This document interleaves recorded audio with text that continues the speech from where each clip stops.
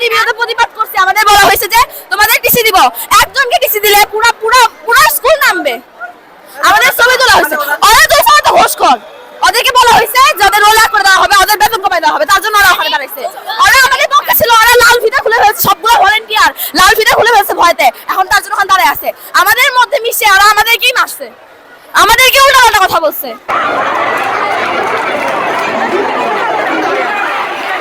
থেকে বড় আপুরা আমাদের রুমে গেছিল, আমাদের বেতন রসিদ দেওয়া হয়েছে, তারপরে আমরা ডিসি অফিসে গেছিলাম। তো ওখানে যাওয়ার সময় অনেক আন্টিরা আমাদের সঙ্গে ছিল। একটা আন্টিকে ওরা কি করছে, মানে ওখান থেকে আসার পরে, আমি বলি ওখান থেকে আসার পরে আমাদের স্কুলের সবগুলা মেয়েদেরকে হচ্ছে যে ওখানে আটকায় রাখা হয়েছে। এমনকি আমরা এসে, আমাদের সঙ্গে একটা আন্টি ছিল, আমরা গেট ভেঙে ওদেরকে বের করছি। তো তখন হচ্ছে যে ওই আন্টির হাতে লাঠি ছিল, যার ওখানেই ছিল, ওরা লাঠি নিয়ে আন্টিকে মারছে, এমনকি আমার হাতও এখানে কেটে দিছে ওরা। তারপরে ওই আন্টিটা আমাদের সঙ্গে বাহিরে যায়, আমরা রাস্তায় বসে আন্দোলন শুরু করি। তারপরে আন্টিটা ওরা আবার যে মারে, এখন আন্টি হসপিটালে ভর্তি আছে।